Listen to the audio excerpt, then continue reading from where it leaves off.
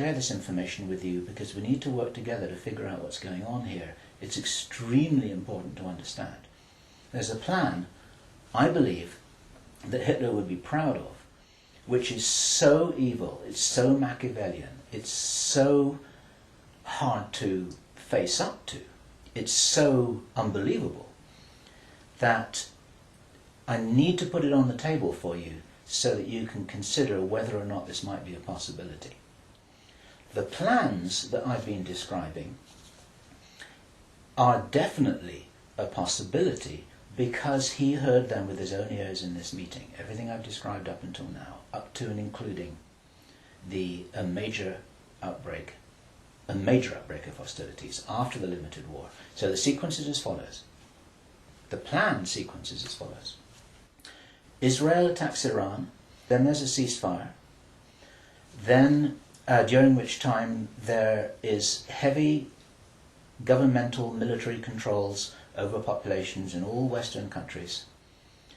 Then China is attacked by a biological weapon. It's a flu-like disease that spreads like wildfire. This goes all over the world, and then they have a major Third World War. And then, by this time, 50% of the population will be destroyed. And not only because of the war or the plague, but because, as many of you watching this will understand, the infrastructure goes down in situations like this. There's no food in the supermarkets, there's no gas in the pumps, the telecommunication goes down, there may not even be water coming out of the taps. People are kind of thrown back into a Victorian era without the facilities to handle this, because most people don't have their vegetable gardens, they don't have their horse and cart, they're not able to survive in the way that we used to be able to. We're very, very vulnerable in our technological advancement. We're extremely vulnerable, and of course the controllers know this. At this stage, our source was speculating about why are they in a hurry?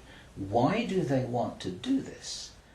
And there's a sort of heavy irony here, which is like, I was saying, well, if you're going to plan the Third World War, then why not take your time over it and get it right and do a really good job? You can, this could be in 20 years' time or 30 years' time, it doesn't really matter. Why is there in such a rush? And our source said that he felt, from inside information he's continued to receive, that this is still timed for something around 18 months from now.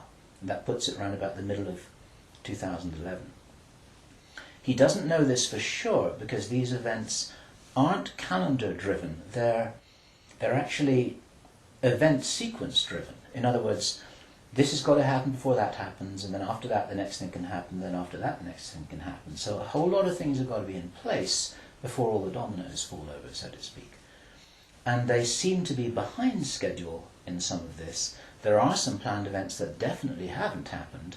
One of the things which I remembered when I was hearing this story was that our source, Henry Deacon, and many of you who've watched Project Camelot videos and read their reports for the last 3 years will know that when we met Henry Deacon in 2006, he said that in his own inside information was that there would be a war against China in 2008. Now that didn't happen. And all this time, at that time it didn't make any sense, and even now it didn't make any sense. It's like, well, all right, but why do this? Why do this? Why do this? Now, this was his answer. And our source is a pretty smart guy. He's been in the military. It's a totally different story that he didn't debrief in our audio transcript, which you have the opportunity to read, but he's had his own ET experiences in the military. He's got his own sources of information about some of the background for this. He says that he's as sure as he can be that the people who are calling the shots in the world, you can call them the Illuminati, the controllers, the cabal, whatever name you have for them, they believe that there is going to be what he called a geophysical event, a major geophysical event. He says that the best information that he's got is that the insiders believe that this is going to happen. or they are concerned that this is going to happen. And many of you watching this will know that this isn't a completely crazy idea. There have been trillions of dollars that have been spent on deep underground bases for some reason which we don't know why it is. You'll know about the seed bank in Svalbard. This is in the public domain, where all the seeds of all the plants and all the crops in the world have been buried deep inside a granite vault in northern Norway. There are many precautions being taken as if something might happen that could really threaten some of these valuable resources, including the seed banks of the world. Now, if there is going to be a geophysical event as they believe, this is because it seems to be preserved Illuminati inside knowledge, whether it's true or not, that there are repeated cyclical geophysical events about every 11,500 years. Information about what really happened to Atlantis was very probably in the Great Library of Alexandria that burnt down a couple of thousand years ago. There are persistent rumours that much of that information has been retrieved and it's in the Vatican Library. This is information which is not in the public domain and which the insiders may have access to. Whether it's accurate or not, the important thing is to realise that they probably believe that this will happen and they're making their precautions. And this might be the justification for this insanity that we've just heard about in this plan. Consider this. He said, if there's going to be a major geophysical event, something like a pulse shift, maybe it's Planet X, maybe it's some kind of energetic phenomenon that the solar system is going to be moving into, that's going to somehow destabilize the Earth or the Earth's crust in some way. We don't know. But if there were to be a major emergency like that, something that would actually make a war look very inconsequential, the thing that will help the human race to survive it, or will help parts of the human race to survive it, is if there is already emergency preparedness in place before it happens.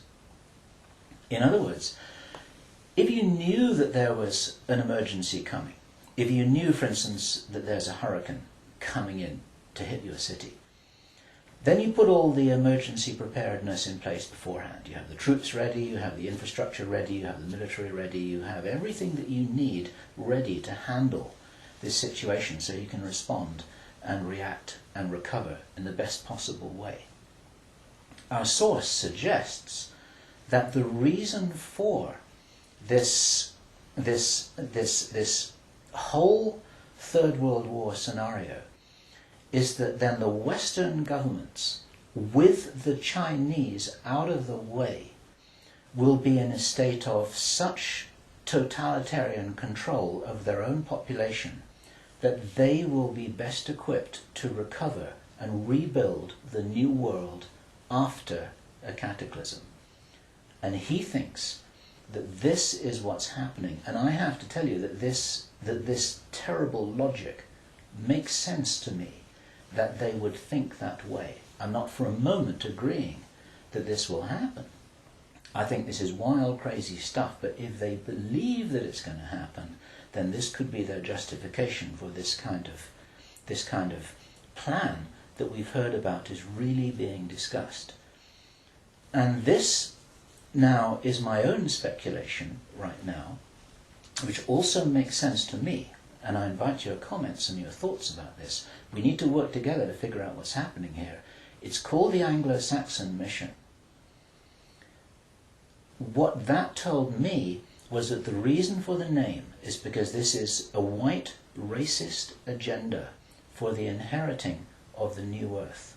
It's a plan that Hitler would be proud of. If they think that a new earth needs to be rebuilt, a new world, think of that little phrase there, if a new world needs to be rebuilt after a cataclysm, they want the Anglo